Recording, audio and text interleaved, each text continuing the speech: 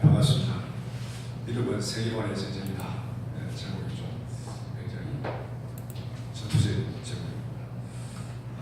믿음은 세계관의 전쟁이다. 짧은 시간에 이 얘기를 다는 할 수 없고 앞에 얘기만 하고 나머지는 여러분들이 집에 가서 책을 좀 읽어보시라고 믿음은 세계관의 전쟁이라는 책을 제가 한 번씩 드리겠습니다. 왜 믿음이 세계관의 전쟁인가? 각자의 믿음은 어떤 형태로든 신념의 틀을 가지고 있습니다.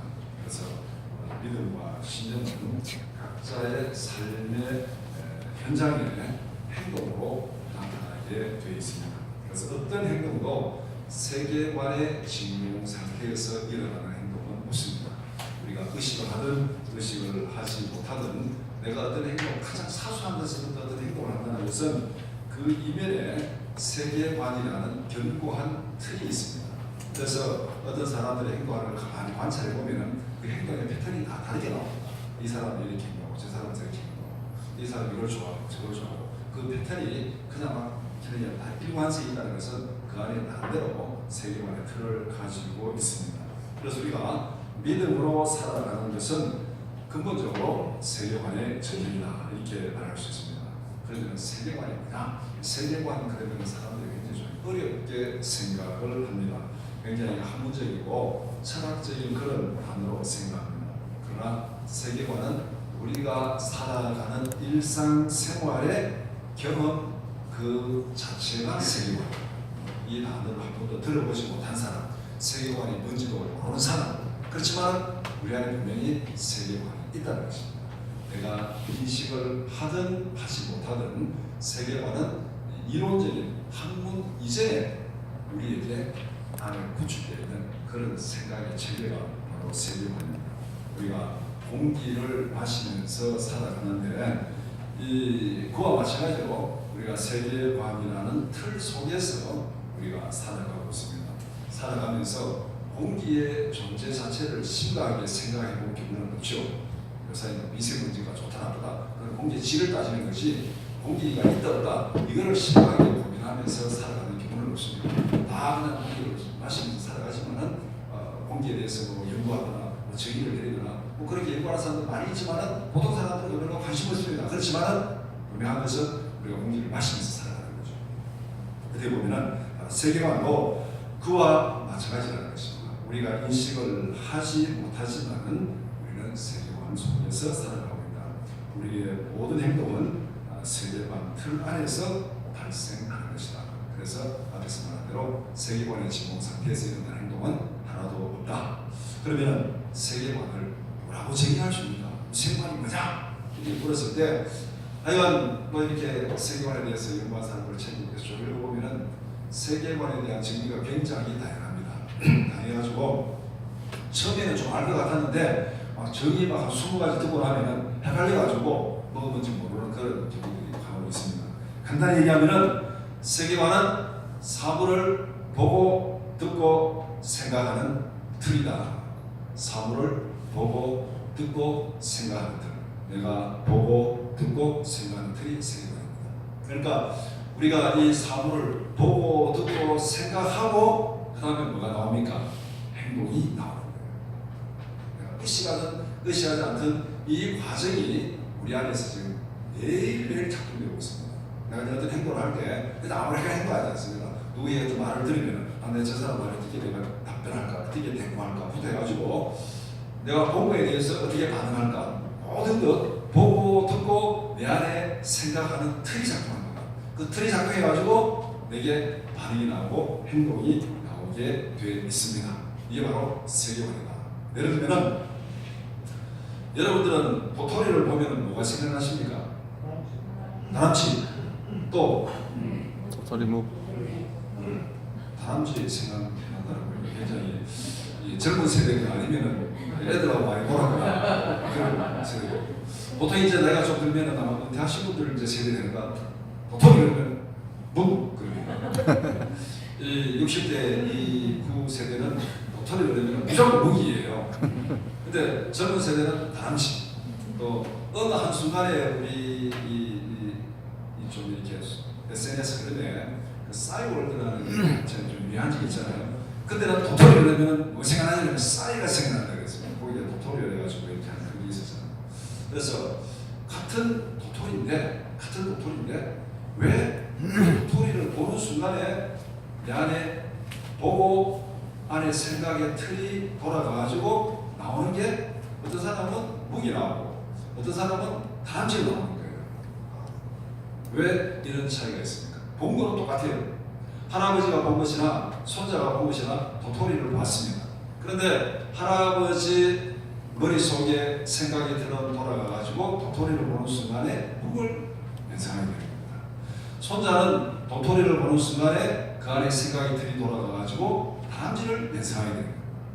같은 도토리가 생각의 틀을 거치니까 이렇게 다르게 나오는 거예요. 이게 뭐냐면은 우리 안에 있는 세계관이 작동했다는 증거입니다. 내가 그 세계관을 의식하든 의식하지 못하든 그 세계관이 문제를 정의를 내리든 내리지 못하든 이미 내 안에 세계관이 작동하고 있다. 그래서 세계관이라고 해서 이게 우리 안에 있는 생각의 틀입니다. 그래서 예를 들어서 예전에 이렇게 문방구에서 이제 밀가루 반죽 빵 파는 게 있었죠. 저도 가만 보니까 붕어빵 파는 데가 있던데 반죽은 똑같습니다. 밀가루 반죽은 똑같은데 붕어빵 틀에 부으면은 붕어빵이 나오는 거고 국화빵 틀에 부으면은 국화빵이 나오는 거고 반죽이 다른 게 아니죠.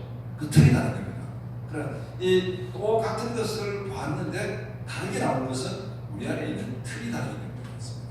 그래서 세계관을 보고 듣고 생각하는 틀 이렇게 정의를 내릴 수 있습니다. 그 다음에 또 다른 관점에서 세계관의 정의를 한번 내려보면 세계관은 사물을 바라보는 안경입니다. 내 안에 틀이 있으면 그 틀이 단순히 그냥 내가 그런 걸 모든 걸 수동적으로 받아가지고 이것을 어떤 반응을 하는 그렇게만 작동하는 것이 아니고 이 틀이 능동적으로 내가 무엇인가 보게 만듭니다. 내 안에 틀이기 때문에 이 틀을 가지고 내가 또 사물을 보게 되는 겁니다. 이 틀은 내게 들어오는 것을 해석해가지고 반응을 나타내긴 하지만은 내가 가지고 있는 이 틀을 가지고 사물을 보게 되는 거예요. 그래서 똑같은 백화점에 가도 부부가 같이 가면은 우리 각자 관심 있는 데 가서 오늘 쇼핑합시다 하면 부부가 똑같이 갈까요? 다르게 갈까요? 어떻습니까? 여러분들은 어떤 것 같아요? 똑같이 가는 부부는 정말 이 금슬이 좋은 부부지만 어떻게 보면 좀 대단한 그런 도움치에서 벗어난 그런 부부일 수도 있습니다. 같은 백화점에 가도 관심이 다 다른 거예요. 자기들은 보이는 게 다 달라요. 같은 길을 가도 관심 있는 것만 보입니다. 관심 없는 건 안 보여요. 그러니까 세계관은 사물을 보는 안경이다. 그래서 보는 도구에 따라서 내가 이 틀을 가지고 세상을 보는데 보는 도구에 따라서 보이는 것이 달라집니다. 예를 들면 망원경을 가지고 하늘을 바라보는 것하고 육안으로 보는 것하고 현미경으로 보는 것하고 또 우리가 무슨 병원에 가면 엑스레이, CT, MRI 이런 걸로 이렇게 보는 것하고 보이는 게 같습니까? 다릅니까? 전혀 달라요. 보는 도구에 따라서 보이는 게 달라집니다. 내가 어떤 세계관을 가지고 있냐에 따라서 어떤 생각의 틀을 가지고 있냐에 따라서 내가 보는 게 달라집니다. 내 관심이 달라지고 보는 게 달라져요. 똑같은 길을 갔는데 그걸 못 들었다는 거예요. 우리가 흔히 교회에서 여러분들 얘기 나오시는 분들 교회 열심히 있는 분들이고 신앙이 열심히 있는 분들이니까 교회에서 광고를 보고 관심 있는 것 같았어. 자기가 관심 있는 건 안 들어요. 나중에 그 언제 그런 일이 있으면 광고 있지 않냐고 언제 난 못 들었다고 그런 경우들이 교회에서 비비시합니다. 이게 뭐냐면은 우리 안에 관심의 틀이 나타나는 거죠. 그래서 세계관은 사물을 보는 안경, 보고 듣고 생각하는 틀, 이 틀이 결국 또 내가 사물을 보는 안경이 그럽니다. 이렇게 세계관을 정리할 수 있습니다. 그래서 모든 행동은 세계관이라는 종교적인 뿌리를 가지고 있습니다. 이 세계관은 종교적인 뿌리를 가지고 있습니다. 그렇기 때문에 믿음으로 살아가는 삶은 세계관의 전형입니다. 오늘 사도행전 14장 8절에서 18절 말씀을 읽었는데 이 말씀은 우리의 삶이 왜 세계관의 전쟁인지를 분명히 말씀해 주고 있습니다. 이 말씀의 내용이 좀 길게 느껴지는데 요 구도는 굉장히 간단합니다. 바울과 바나바가 루스드라에서 겪었던 사건을 기록하고 있습니다. 그래서 이 사건이 세 단계로 딱 되어 있는데 첫 번째는 루스드라에서 일어난 사건, 어떤 사건이 일어났고 그 사건에 의해서 루스드라 사람들이 보인 반응, 보고 듣고 생각하는 틀이죠. 어떤 사건이 일어났습니다. 루스드라 사람들이 그 사건을 보았습니다. 생각하고 그 다음에 행동을 합니다. 그 다음에 바울과 바나바가 루스드라 사람들이 그 기적을 보고 행동하는 것을 보았습니다. 그들이 보고 듣고 생각해서 행동이 나옵니다. 이것이 지금 오늘 본문에 나타난 사건입니다. 먼저 루스드라에 일어난 사건을 보면 8절에서 10절까지 바울과 바나바가 루스드라에서 복음을 전하다가 남에서부터 걷지 못한 그 장애인이 하나 있었습니다. 그런데 복음을 전하는데 바울과 바나바가 보니까 그 마음속에 구원받을 만한 믿음이 있는 것을 보았습니다. 그래서 바울이 그 사람을 보고 큰 소리로 10절에 보면은 큰 소리로 이르되 내 발로 일어서라, 내 발로 일어서라, 이렇게 큰 소리로 외쳤습니다.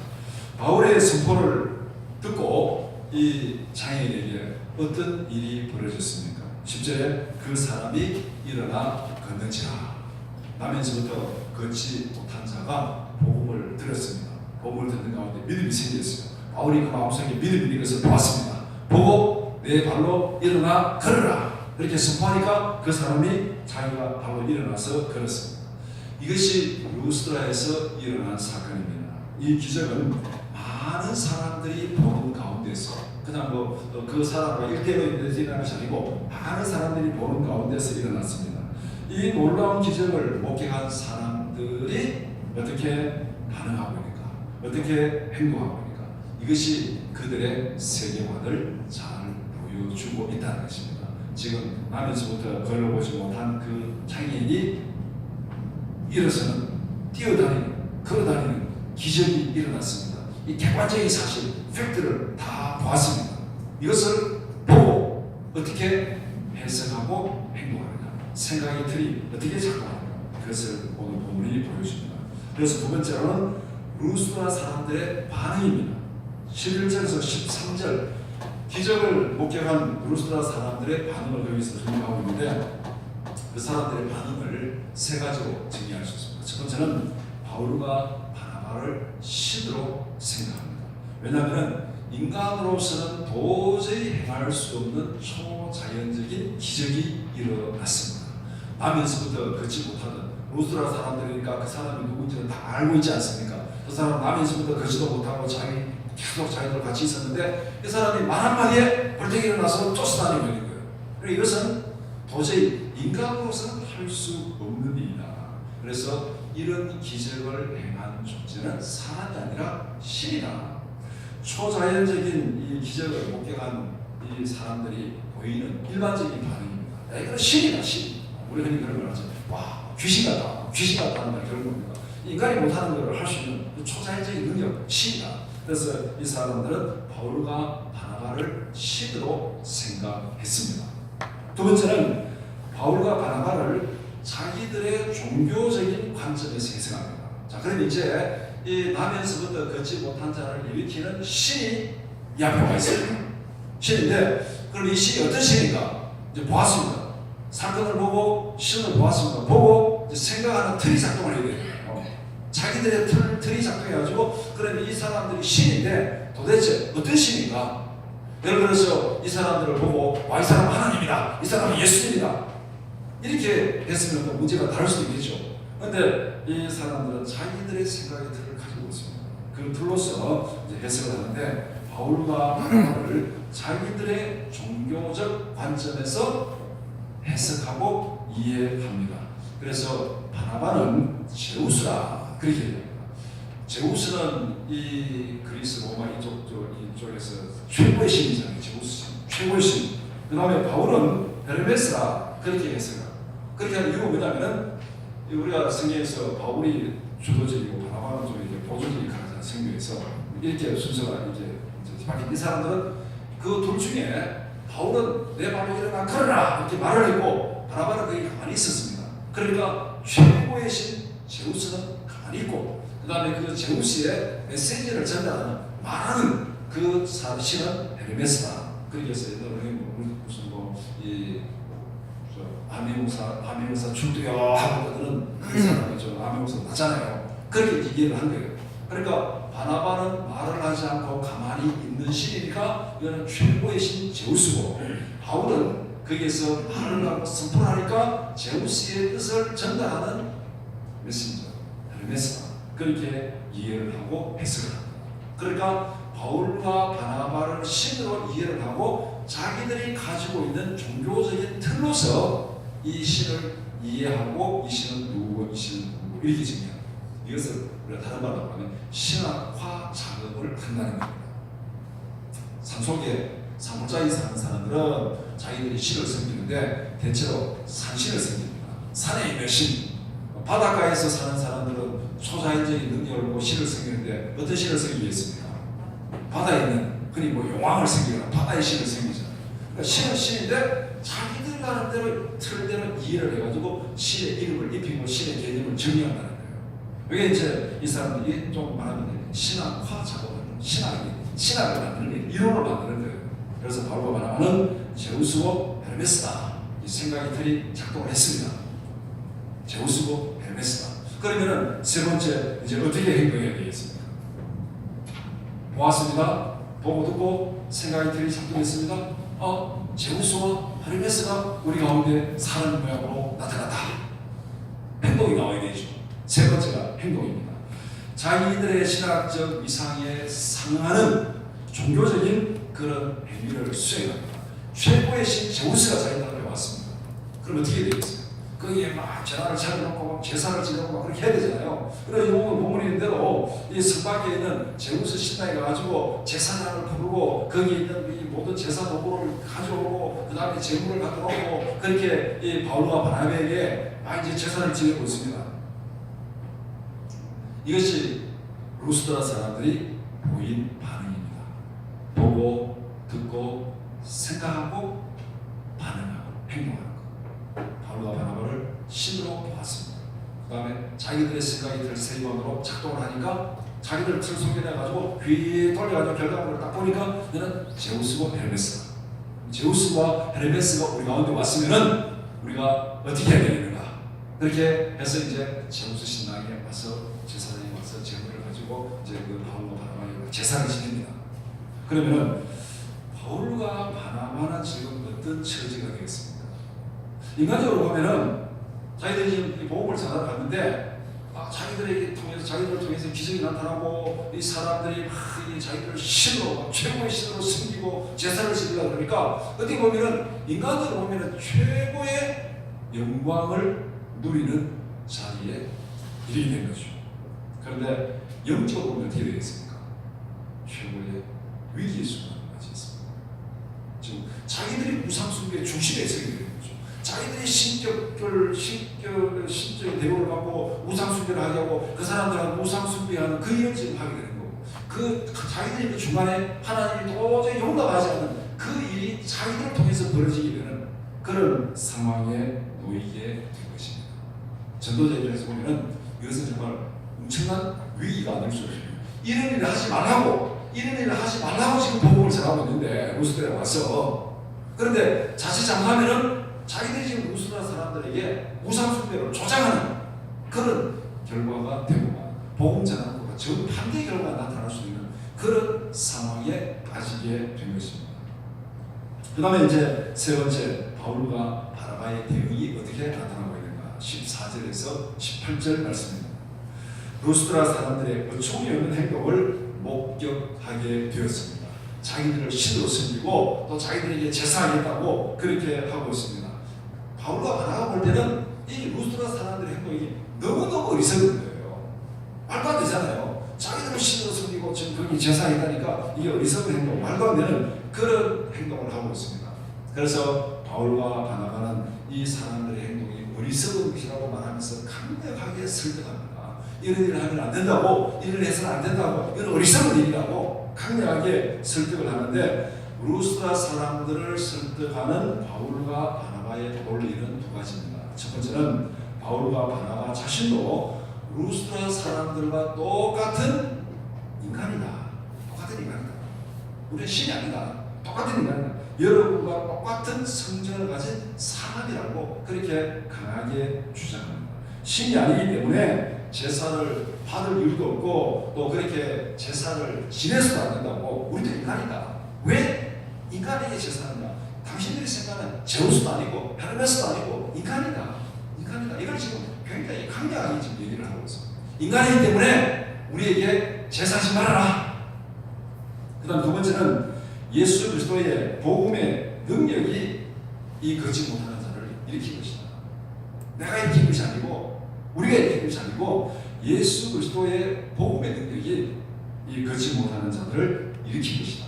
우리가 전하는 복음의 능력, 우리가 전하는 예수님의 권세가 이 사람을 일으킨 것이다. 그래서 예수 그리스도의 복음을 통해서 하나님의 능력이 나타난 것이다.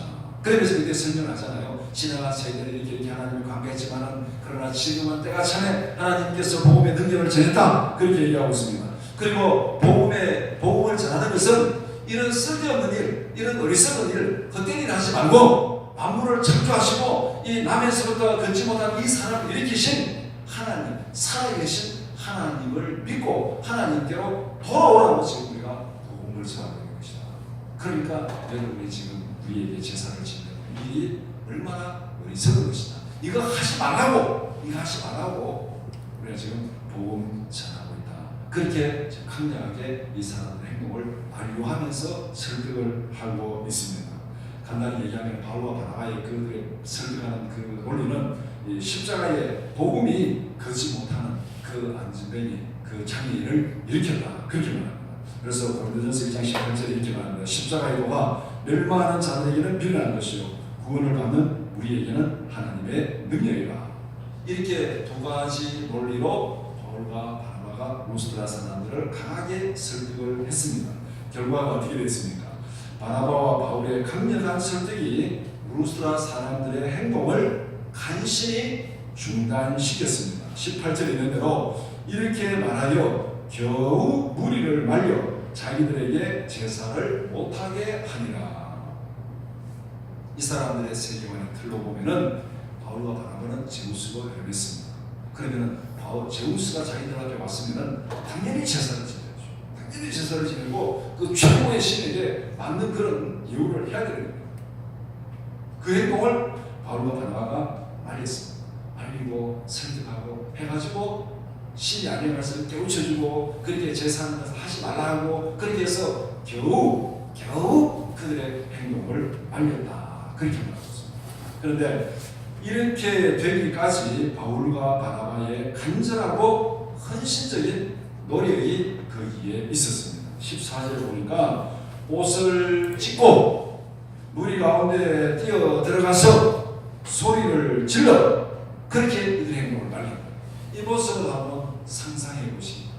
그냥 우리는 신이 아니다 사람이다. 그러니까 너희들 제사 지내지 말라 이렇게 간단히 말해가지고 아 그러냐 하고 이 사람들이 중재가 아니라고 아무리 얘기해도 말을 안 들으니까 옷을 찢고 우리가 신이 아니라는 것을 보여주고 있잖아요. 옷을 찢고 그 다음에 무리 가운데 들어가지고 딱 앉아있을 때 단상을 차려놓고 제사를 지내니까 단상 안에 무리 속에 뛰어들어가고 그 다음에 소리 지르고 이 모습을 한번 상상해 보시면 제사를 지내려고 하는 그 루스드라 사람들 그 행동을 만류하기 위해서 지금 바울과 바나바가 얼마나 간절하게 얼마나 절박하게 그들 무리 가운데 뛰어들어가지고 말리고 만류하고 있는지 옷을 찢고 무리 속에 뛰어들어가고 소리를 지르고 그렇게 해가지고 지금 겨우 이 루스드라 사람들의 어리석은 행동을 갖고 있습니다.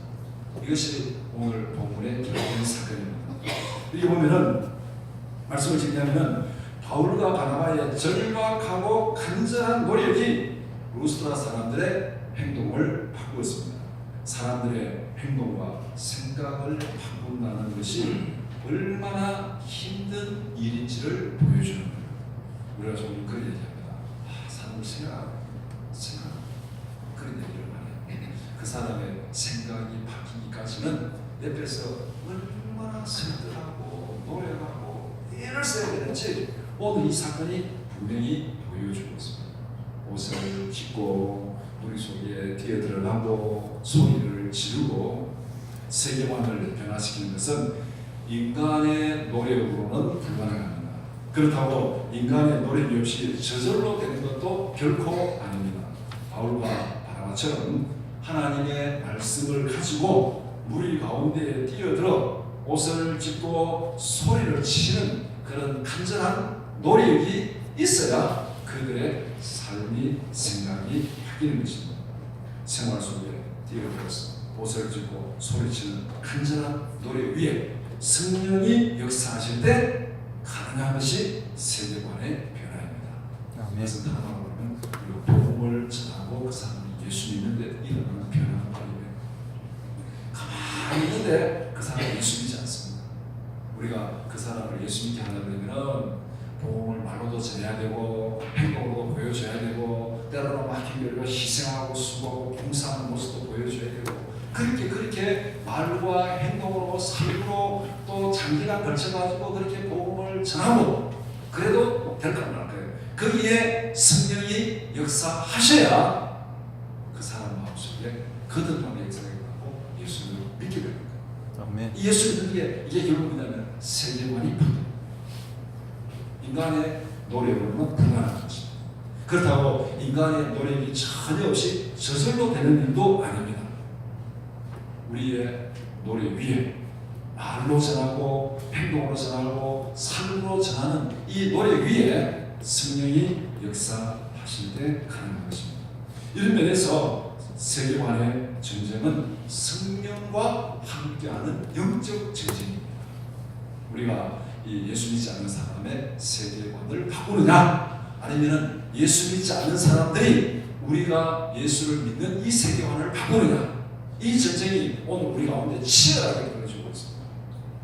예수 믿는 사람이 예수 믿지 않는 사람의 세계관을 바꾸는 것을 우리는 복음화라고 합니다. 복음화.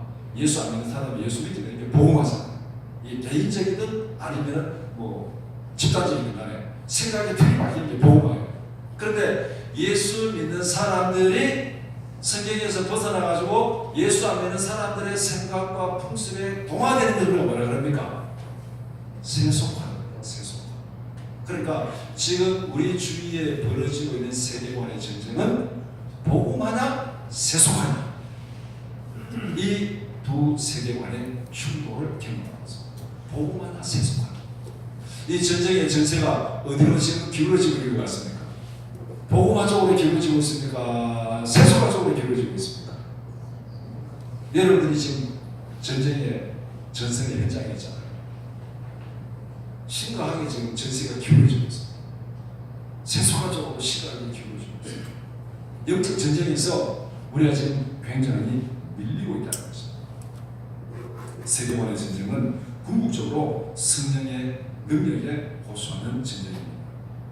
그래서 믿음은 삶의 현장에서 벌어지는 세계관의 전쟁입니다. 루스드라에서 사건이 보여주듯이 기적이 사람을 변화시키지 못합니다. 세계관의 변화가 수반되지 않으면 기적은 또 다른 우상 숭배를 조장할 겁니다. 복음을 들어도 자기들이 가지고 있는 생각의 틀로 왜곡시켜서 믿고 행동하게 됩니다. 오늘도 예수를 믿는 사람도 예수 믿는 게 우리 흔히 말해서 복음을 좀 이렇게 왜곡해가지고 무슨 그런 여러 가지 생각들을 많이 하잖아요. 번영의 복음이다 붙어가지고 이런 일들을 많이 얘기하잖아요. 복음을 자기 틀로 이렇게 받아들여서 자기 틀로 왜곡해서 믿는 사람들도 많이 있습니다. 진정한 복음화는 하나님의 말씀으로 세계관을 변화시키는 것입니다. 하나님의 말씀이 불순종하는 생각의 틀을 변화시켜야 됩니다.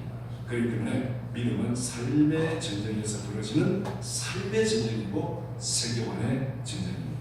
우리는 원하든 원하지 않든 세계관의 전쟁에 참여할 수밖에 없습니다. 예수 그리스도를 구주로 믿는 복음의 세계관으로 세상을 바꿀지 아니면은 하나님의 창조 질서를 부정하는 불순종의 세계관이 우리의 믿음을 완전히 세속화시키는 것입니다. 이 둘 중에 지금 전쟁이 벌어지고 있는데 우리는 여기서 어느 쪽에 서서 전쟁하든지 간에 반드시 선택을 해야 됩니다. 세계관의 전쟁에는 중립은 없습니다. 기권도 없습니다. 우리가 복음화를 위해서 전쟁을 하든지 아니면 세속화를 위해서 전쟁을 하든지 어느 한쪽에서 가지고 지금 전쟁을 해야 되는데 여기 계시는 분들은 다 이게 지금 이 예수 그리스도를 구주로 믿는 이 복음에서 가지고 복음을 위해서 전쟁을 하는데 지금 이 전쟁의 상태가 굉장히 지금 힘든 그런 전쟁을 하고 있습니다. 복음화는 성경의 세계관으로 불순종하는 타락한 세계관을 변화시키는 것입니다. 우리의 노력으로 되지 않습니다. 그렇다고 우리의 노력 없이도 되지 않습니다. 우리의 노력 위에 우리가 생활 속에 뛰어들어가고 무리 속에 뛰어들어가고 직장 속에 뛰어들어가서 옷을 찢고 소리를 지르는 그런 간절한 우리의 노력 위에 성령이 함께 하실 때 거듭남의 놀라운 역사가 나타날 줄 믿습니다. 아멘. 이 세계관의 전쟁에서 성령의 능력을 힘입고 승리하는 우리 모든 주의 백성들이 되기를 축복합니다. 아멘.